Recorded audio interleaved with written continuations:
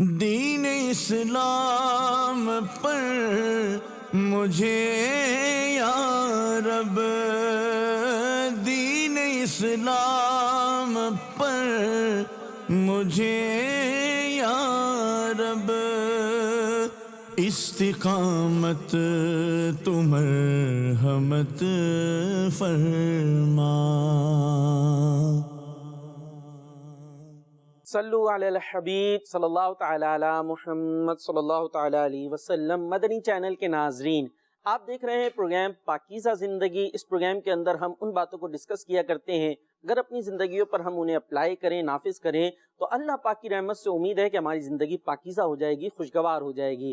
اس programme کی خاصیت یہ ہے کہ اس میں شامل ہوتے ہیں شیخ طریقت امیر اہل سنت دامت برکاتہم العالیہ کے مدنی گلدستے، جو آپ کے مدنی مذاکروں سے لیے جاتے ہیں، جس میں بھی بڑی خوبصورت باتیں ہوتی ہیں اپنی زندگی کو پاکیزہ بنانے کے حوالے سے، اور ہمارے ساتھ ہوتے ہیں مبلغ دعوت اسلامی، جن سے کسی نہ کسی موضوع پر ہم رہنمائی کی باتیں سنا کرتے ہیں۔ آئیے چلتے ہیں مبلغ دعوت اسلامی کی طرف اور دیکھتے ہیں آج وہ کس موضوع پر ہمیں سمجھا رہے ہیں۔ السلام علیکم ورحمۃ اللہ وبرکاتہ۔ وعلیکم السلام ورحمۃ اللہ وبرکاتہ۔ سید صاحب کیسے ہیں آپ؟ الحمدللہ رب العالمین علی کل حال۔ آپ خیریت سے؟ اللہ پاک کا کرم، اللہ پاک کا احسان، دامن مصطفیٰ کریم صلی اللہ تعالی علیہ وآلہ وسلم ہاتھوں میں ہے۔ اللہ پاک آپ کو سلامت باکرامت رکھے۔ حضور آج کیا فرما رہے ہیں؟ موضوع تو ایسا ہے کہ بس وہ قبول ہو جائے تو معاشرے کے اندر کیا کہتے ہیں نا، وہ تقدیریں بدل جائیں، مدنی انقلاب آ جائے اور معاشرہ امن کا گہوارہ بن جائے، فتنوں کے دروازے بند ہو جائیں، فساد کے راستے ختم ہو جائیں، جھگڑوں کی بنیادیں ہل جائیں، مگر کریں کیا؟ نصیب میں تو یہ نامرادی کے دن لکھے تھے۔ یہ باتیں جو ہے نا، اصل اس طرح کا جو موضوع ہے نا، اس پہ آتی رہتی ہیں یہ باتیں، بہت مشکل ہے، بڑا کچھ ہے۔ بھائی پہلے تو موضوع کا نام سننے سے پہلے ایک بات سن لیجئے۔ اللہ اکبر۔ اللہ پاک نے جو دنیا میں بھیجا ہے نا، تو اس میں طرح طرح کی آزمائشیں ہیں، رزق کے تعلق سے بھی آزمائش ہے، لباس کے تعلق سے، اولاد کے تعلق سے، مکان کے تعلق سے، تو اسی طرح دین پر عمل کرنے کے تعلق سے بھی آزمائشیں ہیں۔ اور یہ ایک آپ یوں سمجھے پرانا طریقہ ہے کہ کبھی بھی دین پر آزمائشوں کے بغیر عمل نہیں ہوا۔ انبیاء کرام علیہم الصلوۃ والتسلیمات بھی راہ دین میں ستائے گئے، خیر ان کی شان الگ ہے۔ اور ہمارے لیے جو آزمائش ہے وہ یہ کہ جو دین، جو پیغام انہوں نے ہم تک پہنچایا، اس پر عمل کرنے میں ہماری جانچ کی جائے، ہمیں بتا دیا جائے کہ ہم دین پر کتنے عمل کرنے والے ہیں، اللہ پاک کے کتنے مخلص ہیں۔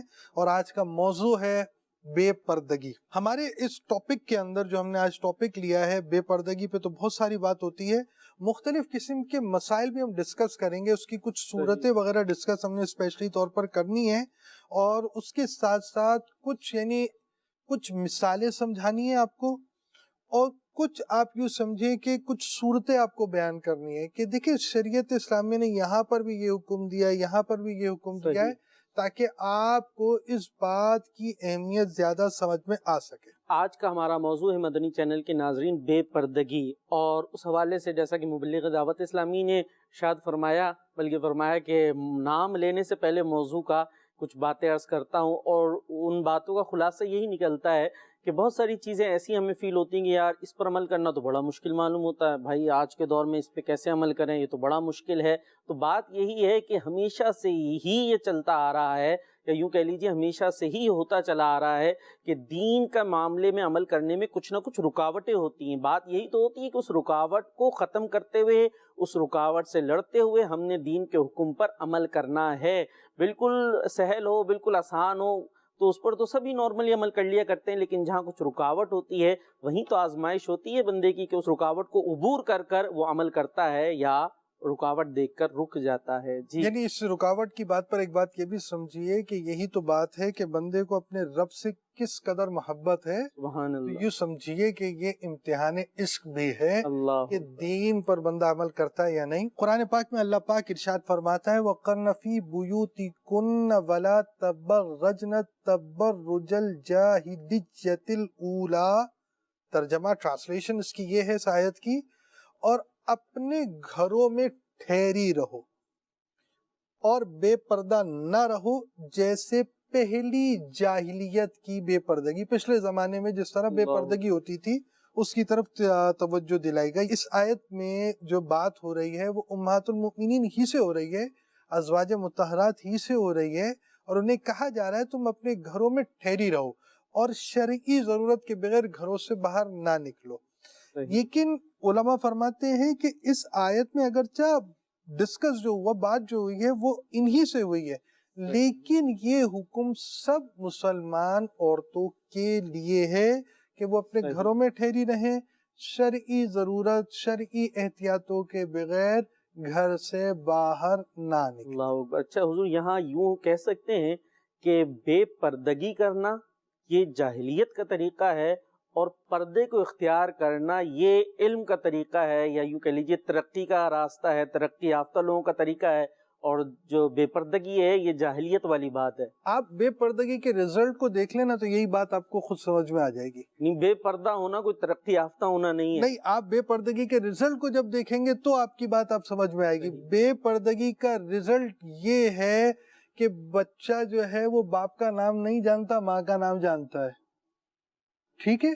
صحیح۔ تو اگر آپ یہ رزلٹ کہتے ہیں یہ پڑھا لکھا ہونے کا جو ہے رزلٹ ہے، تو آپ کے پھر عقل کو سلامی کہنا ہوگا، الوداعی سلام، ٹاٹا۔ ٹھیک ہے جی؟ تو اب جو چیز ہے، جو پردہ ہے، وہ نسب کی بھی حفاظت ہے، اور ایک بچے کی ذہنی کتنی حفاظت ہے اس کے اندر کہ وہ اپنے والدین کو جانتا ہو، اعتماد رکھتا ہو، ساری چیز ہو۔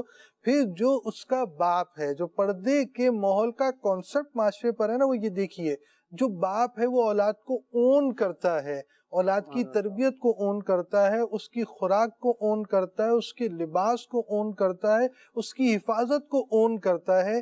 یہ نتیجہ پردے کی وجہ سے ہے کہ وہ جب ایک شرعی طور پر ایک تعلق، ایک رشتہ جب اس کا قائم ہو جاتا ہے ایک عورت کے ساتھ، اس کے بعد اس کی اولاد کو پوری طور پر وہ اون کرتا ہے۔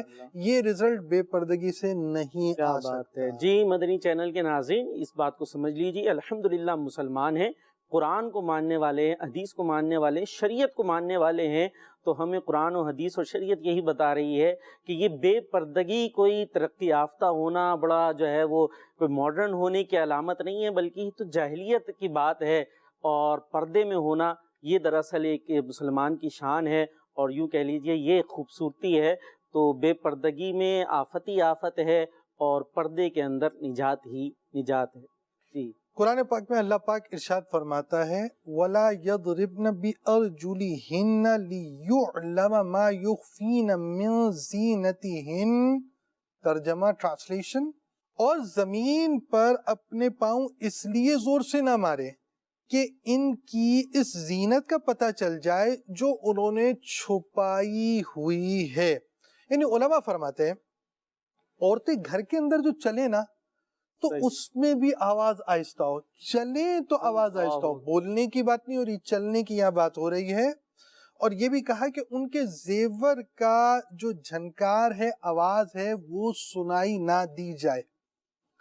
تو عورت کو باجے دار جھانجھن جو ہے وہ پہننا نہیں چاہیے، اور حدیث میں بھی اس طرح بیان کیا گیا کہ اللہ پاک اس قوم کی دعا قبول نہیں کرتا جن کی عورتیں جھانجھن پہنتی ہیں، یعنی زیور کی آواز بلا وجہ اور بلا اجازت شرعی غیر متعلق تک پہنچ رہی ہیں، بے پردگی ہو رہی ہے، تو یہ بات سمجھنی چاہیے۔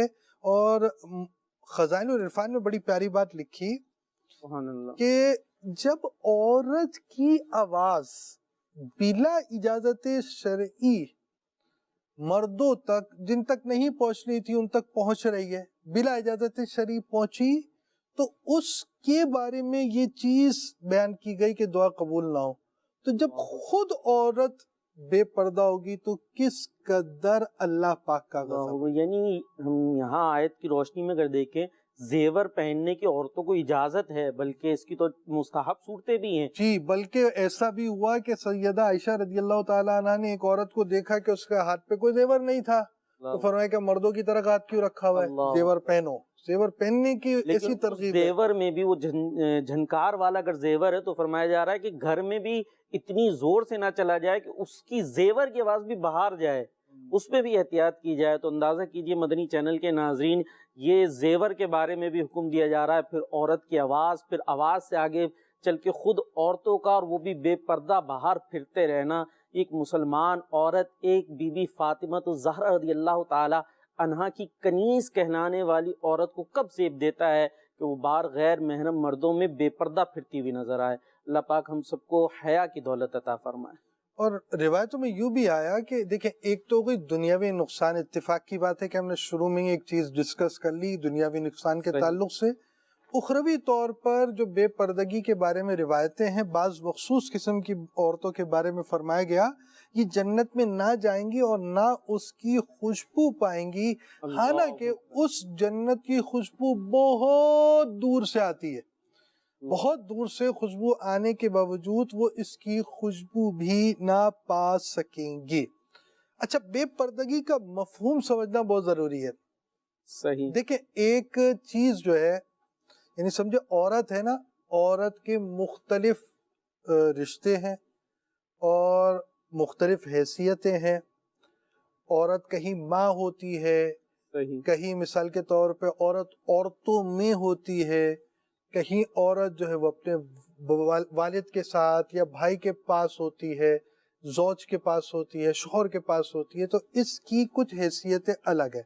جو بے پردگی والی بات نارمل ہوتی ہے وہ ہوتی ہے اجنبی سے، کہ جس سے کبھی ایسی صورت بن ہی نہیں سکتی کہ نکاح ہو سکے. تو پہلے ہم اس چیز کو تھوڑا سمجھیں، پھر ہم آگے چلتے. آئیے آپ کو ایک مدنی گلدستہ میرے سنت کا دکھاتے ہیں.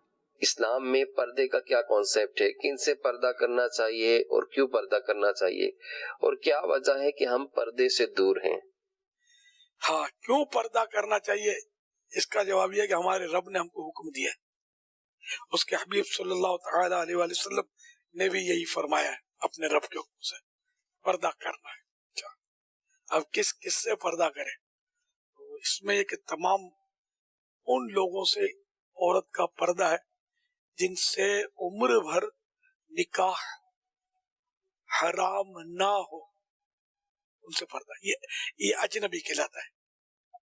بعض اوقات عارضی طور پہ حرام ہوتا ہے، مستقل حرام نہیں ہوتا. جیسے کہ اپنی بیوی کی بہن، اس سے مرد کا نکاح حرام ہے.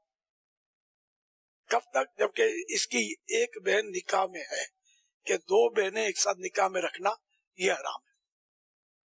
لیکن ہے اس کے لیے اجنبی ہے. یہ پردہ تو فرض ہے اس کا، یعنی کہ جیسے وہ بہنوئی ہوتا ہے، اس سے مطلب پردہ ہے عورت کا. اب اگر اس بہن کو یہ طلاق دیتا ہے یا فوت ہوتی ہے، کوئی سی ترکیب بنتی ہے، تو اب یہ جو بہن ہے جس سے نکاح حرام تھا اب حلال ہو گیا. اب وہ عدت گزرے گی یا موت کی عدت گزرے گی، وہ انڈر تو کئی اور بھی مسائل نکلیں گے.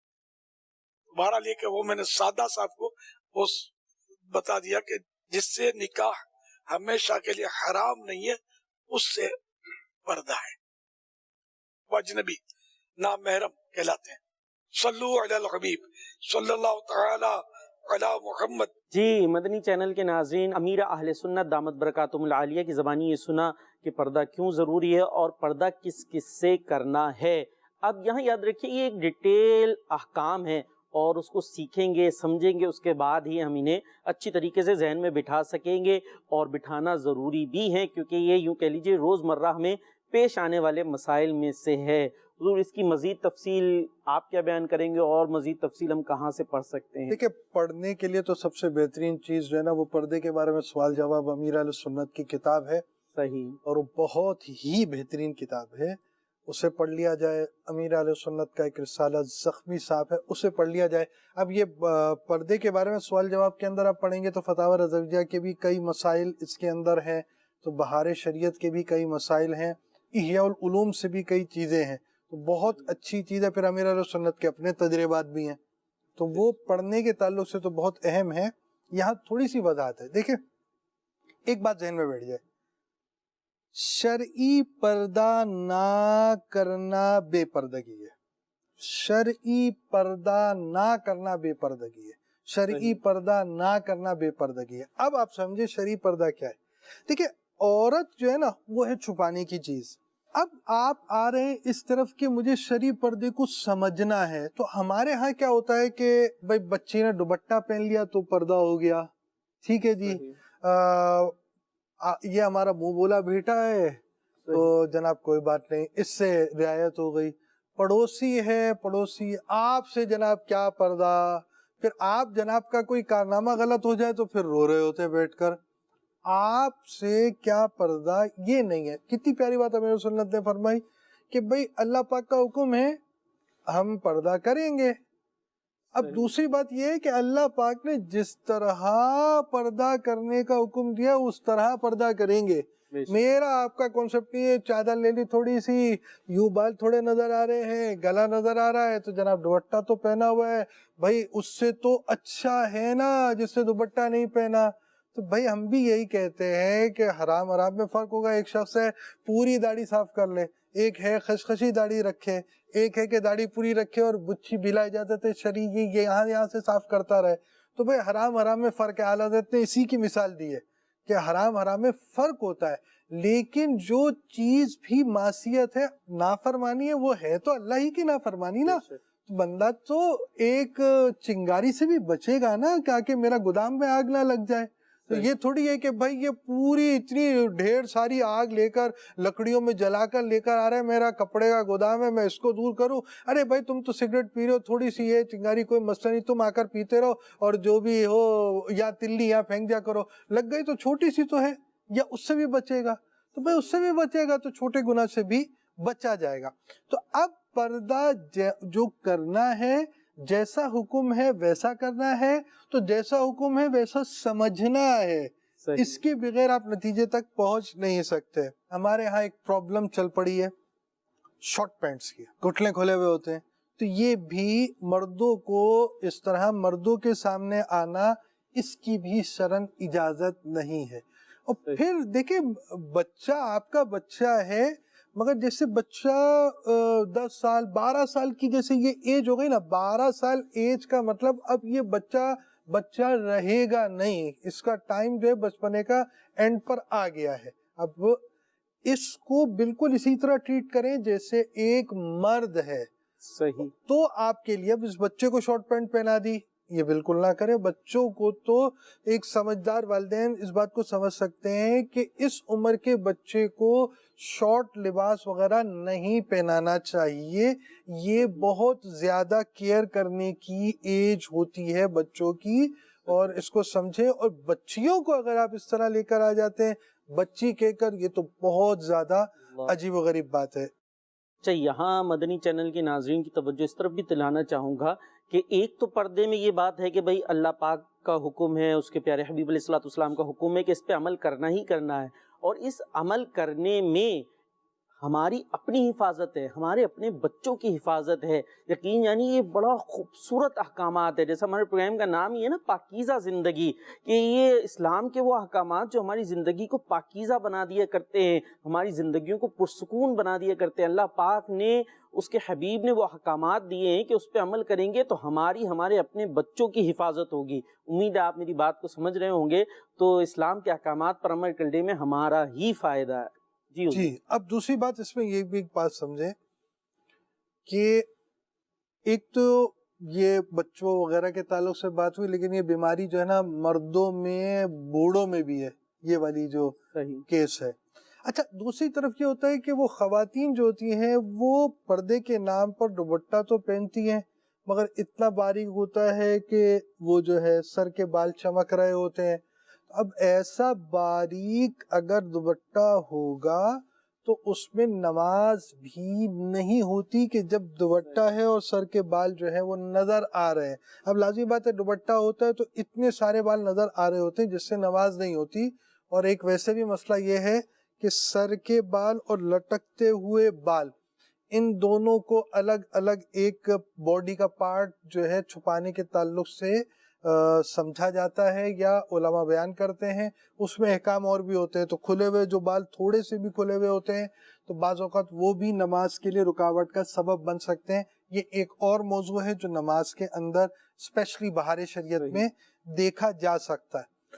اچھا اب ایک بات یہ ہو گئی کہ جو چیزیں چھپانے کی تھی وہ پوری چھپانی ہے، پھر وہ کپڑا ایسا ہو جس سے وہ چیز چھپتی ہو، باریک دوپٹے وغیرہ سے نہیں، میل فیمیل دونوں کو لے لیجئے کہ اب وہ جو بھی چھپانے والی چیزیں ہیں اس کے لیے کپڑا باریک نہیں ہوگا۔ تھرڈ یہ کہ ایک چیز یہ بھی ہے کہ ہمارے ہاں ایک چیز چلتی ہے اسکن فٹ۔ اسکن فٹ جو ہے اس طرح کے لباس پہنے، اب آپ خود سمجھیں کہ وہ چیزیں جن کو عورتوں کو چھپانے کا حکم تھا، اب وہ اگر اسکن فٹ پہن کر آ رہی ہیں تو اٹس مینس کہ وہ پردہ پورا پراپر نہیں ہے، یہ بھی بے پردگی ہے۔ تو آپ اسکن فٹ اس طرح نہیں پہن سکتے، آپ جو ہے وہ باریک لباس یوں نہیں پہن سکتے، آپ اس طرح کا شارٹ لباس نہیں پہن سکتے، یہ لباس نہیں پہنے جا سکتے۔ جو خواتین ہیں انہیں ان چیزوں کو سمجھنا ہے کہ صرف یہ نہیں ہے کہ ہم نے پورا جسم ڈھک دیا ہے، وہ دوپٹہ باریک سا ہو، اسکن فٹ ہو تو کافی ہے، یا ابھی یہ بچی ہے تو ابھی کوئی بات نہیں ہے، تو ابھی وہ ہاف پینٹ پہنی ہوئی ہے، یا لڑکا ہے اس نے ہاف پینٹ پہنا ہوا ہے، تو یہ چیزیں غلط ہیں اور یہ سب چیزیں پھر بے پردگی کی طرف لے کر جانے والی ہیں۔ جی مدنی چینل کے ناظرین، آپ نے سنا کہ پردے کے حوالے سے اچھا ایک خاص بات کی طرف میں توجہ دلانا چاہوں گا کہ جو ہماری گفتگو شروع ہوئی، ابھی جو بات ہو رہی تھی مبلغ دعوت اسلامی ہمارے عماد بھائی جو فرما رہے تھے کہ پہلے مردوں کے حوالے سے بیان کیا گیا کہ مردوں کو بھی پردے کے احکام ہیں اور کیا ان کی ستر ہے اور کس طرح سے یہ گھٹنے کھول کے اور اس طرح کے یہ ہاف پینٹ وغیرہ یہ پہننے کی اجازت نہیں ہے۔ تو پردے کے جو احکامات ہیں وہ اسلام نے عورت کو بھی دیے ہیں، مرد کو بھی دیے ہیں۔ ایسا نہیں ہے کہ سارے احکامات صرف عورت کے لیے ہوں، مردوں کو کلی چھٹی دے دی گئی ہو، ایسا نہیں ہے، مرد کے لیے بھی ہیں، عورت کے لیے بھی ہیں، تو دونوں پر اسلام کے احکامات ہیں اور عمل کرنے میں ہمارا آپ کا فائدہ ہی ہے۔ جس طرف یہ معاشرہ جا رہا ہے، جس طرح کی وحشت انگیز ہم خبریں سننے کو ملتی ہیں، اس کا نتیجے پہ اگر آپ غور کریں گے اس کی ایک بہت بڑا سبب، اس کا بہت بڑا ریزن یہ بے پردگی ہوا کرتی ہے۔ مجھے بتایا یہ پردے کا حکم دے کر شریعت نے ہم پر احسان کیا ہے کہ ہم پر کوئی بوجھ ڈال دیا ہے۔ یقیناً آدمی جس کو کہتے ہیں اگر قلب سلیم سے جواب دے گا تو وہ یہی کہنے پر مجبور ہوگا کہ پردے کے احکامات دے کر اسلام نے ہم پر احسان کیا ہے۔ اعلیٰ حضرت رحمۃ اللہ تعالیٰ علیہ نے شوہر پر بیوی کے حقوق، اس میں یہ بھی لکھا ہے کہ ان کو تعلیم حجاب کرے، پردے کی تعلیم کرے، یہ مرد کی شرعی ذمہ داری ہے۔ اب جس کو خود عورت کی بے پردگی کا نہیں پتا ہوگا وہ اس کو کیسے تعلیم کرے گا۔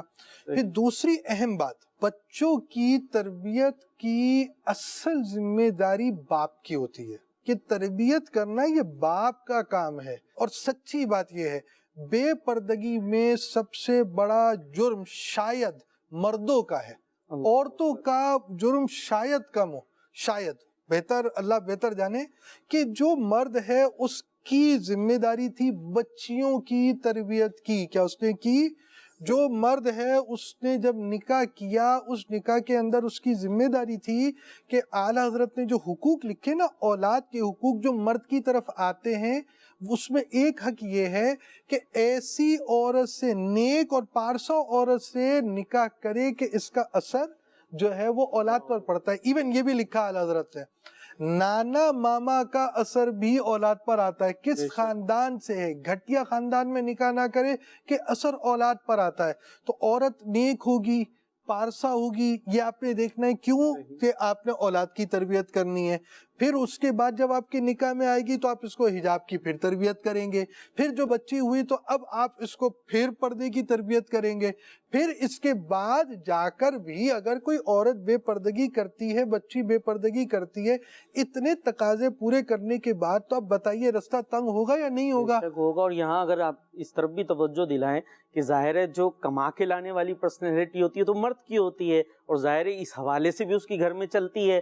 اب اگر وہ دیکھتا ہے کہ یہ بالغ بھی ہو گیا ہے یا بالغ ہونے کے قریب ہے اور یہ اتنی سی نیکر پہن رہا ہے، تو اگر اس مرد کے، اس والد کے جو ہے پیشانی پر بل بھی آئے گا تو اس کا اثر پڑے گا نہیں پڑے گا؟ اگر بچی کو وہ دیکھتا ہے کہ یہ اس طرح کا لباس پہن رہی ہے اور وہ اگر اس کا اظہار کرتا ہے اپنی ناراضگی کا، تو کیا اثر نہیں ہوگا اس کے اوپر؟ اثر ضرور ہوگا، لیکن اس کا ٹائم ہے۔ میں ایک چیز بتاؤں، دیکھیں ایک چیز ہوتی ہے، امام غزالی نے بھی لکھا ہے کہ اتنے عرصے تک بچہ جو ہے وہ 7 سال تک کھلونا ہے، 7 سے لے کر 12-13 سال آپ نے لکھے اس کے کہ یہ اس وقت تک غلام ہے، پھر اس کے بعد دیکھو یہ کیا کرتا ہے، اپنی مرضی کرتا ہے، تمہاری بات مانتا ہے۔ اچھا، لرننگ اسٹیج میں سب سے اہم جو ٹائم میں سمجھ سکا ہوں نا وہ 7 سے 9 سال کا ہے۔ یہ نماز پڑھانے کا جیسے حکم دیا گیا نا 7 سال کا، اور 9 سال وہ ایج ہے جس میں بچی جو ہے وہ بچپنا کراس کر سکتی ہے۔ تو اب یہ والی جو ایج ہوتی ہے لرننگ ٹائم کی، اس میں بچے کو بولنا بیٹا آپ نے شلوار پہنے، یہ چیز نہیں پہنے، بیٹا یوں کریں، فلا چیز کریں۔ تو اب یہ وہی والی بات، غلام والی بات امام غزالی کی، کہ یہ ایج جو ایسی ہے کہ آپ کی بات کو قبول کرے گا۔ اب بچہ جو آپ کا ہے وہ 20 سال کا ہو گیا، اب آپ کا میں تمہارا باپ ہوں اور میری بات سنو، کل سے تم نے ہاف پینٹ نہیں پہننی، چلو تم نے کل سے برقع پہننا ہے، یہ اب اپنی بیٹی کو بولے گا، اپنے بیٹے کو بولے گا، تو بچے بھی کہیں گے ابا جان پہلے آپ جوان تھے اب ہماری باری ہے۔ اللہ اکبر۔ اور مدنی چینل کی ناظرین، یہ ایک عادت کی بات بھی ہو جاتی ہے، بچہ ہے یا چھوٹی بچی ہے، اس کو ابھی سے عادت ہے نا کہ بھائی میں نے اسکارف لینا ہے، اور جو ہے وہ بچہ اس کو عادت ہو گئی کہ میں نے پورے کپڑے پہننے، تو وہ جو بڑا ہوگا تو اس کو بھی ایک عادت ہوگی کہ میں نے اسی طرح سے رہنا ہے۔ لیکن جناب ہم بچہ ہے بچی ہے کہہ کر اس کو چھوڑتے رہے تو اب اس کو عادت ہو جاتی ہے، اس کو پھر اس میں یوں کہہ لیجیے گرمی لگنے لگتی ہے، یا اس کو ایک پریشانی ہونے لگتی ہے کہ جناب یہ تو بڑا مشکل ہو گیا۔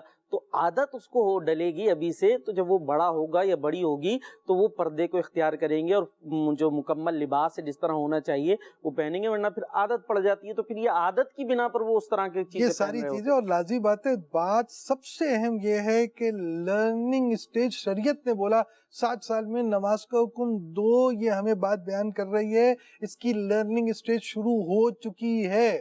تو آپ نے 7 سال سے بچے کو سمجھانا ہے، تو آپ 7 میں سمجھائیں تاکہ وہ جب ساس کے پاس جائے تو اس میں بھی آپ کی نیک نامی ہو، بدنامی نہ ہو۔ تو 7 کا بڑا مبارک عدد ہے، اعلیٰ حضرت نے 7 کے عدد کے فضائل جو ہے نا وہ فتاوی رضویہ میں لکھے، وہ لکھ لیجیے گا، ہمارا ٹاپک یہ نہیں ہے، ہم اپنے ٹاپک کی طرف آتے ہیں۔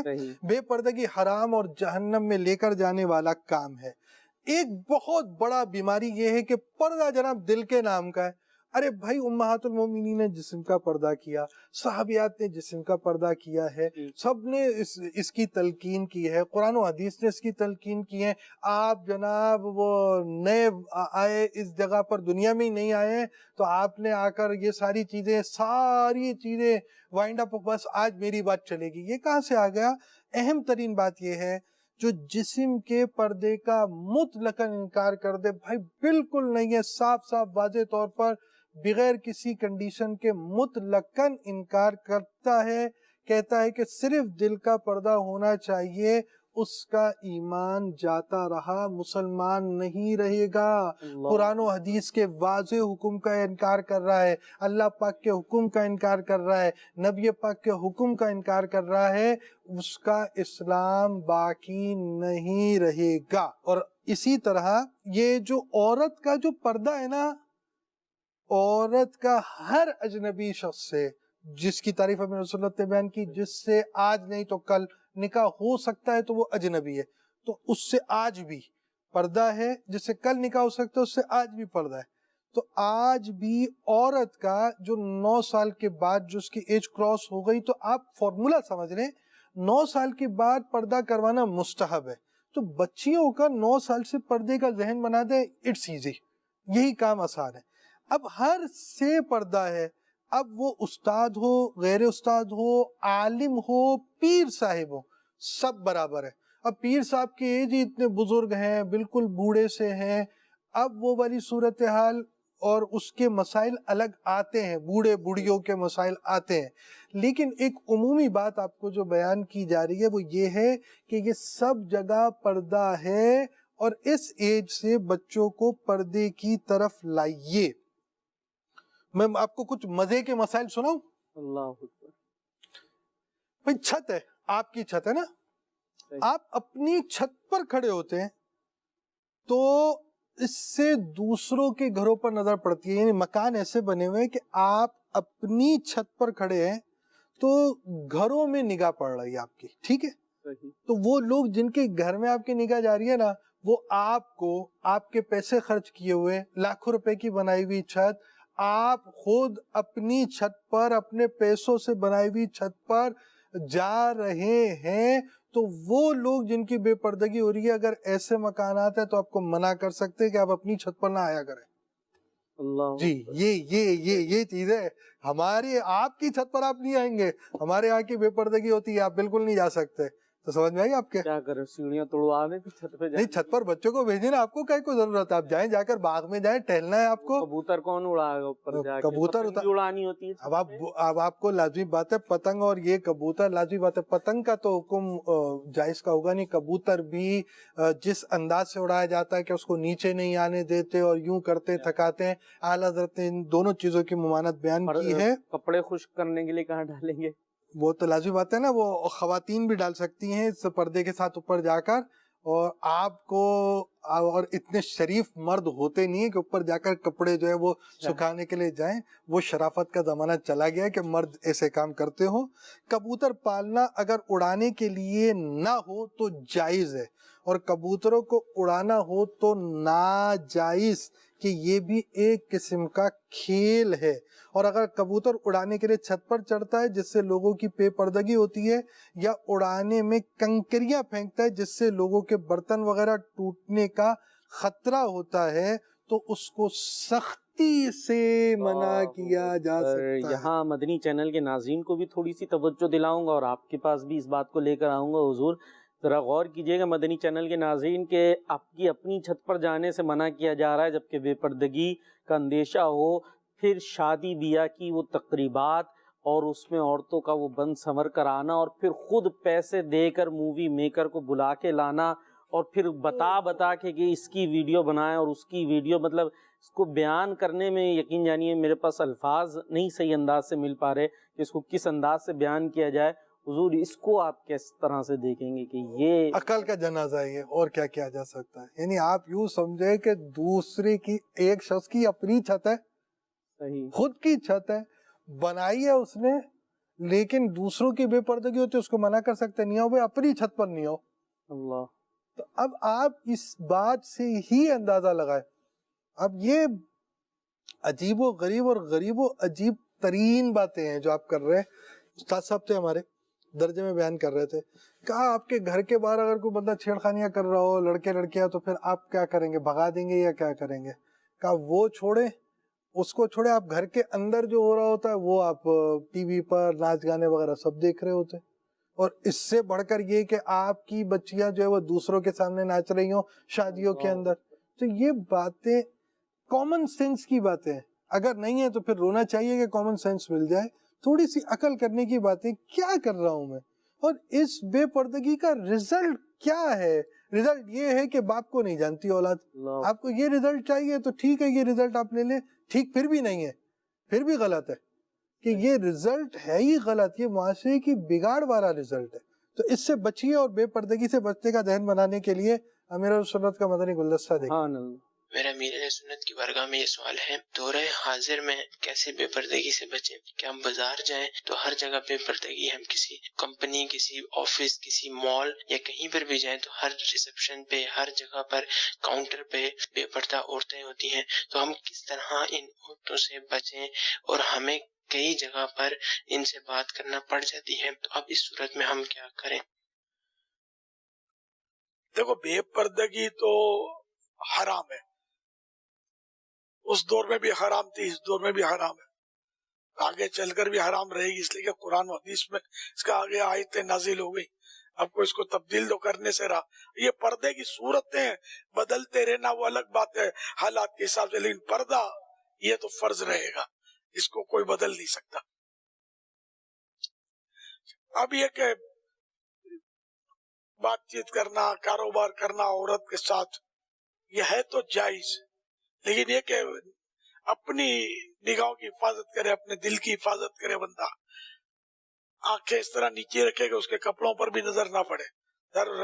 زرق بر کپڑے پہن کر آتی ہے, بے پردہ آتی ہے, اب نظر اٹھائے بغیر بات کرنے کی پریکٹس بھی تو نہیں ہے نا. ہم نے تو وہ اتنا زور لگایا نگاہ نیچی کر کے بات کریں, نگاہ نیچی کر کے بات کریں, لیکن ظاہر ہے کہ ایسی عادت کتنوں کی بنی ہوگی.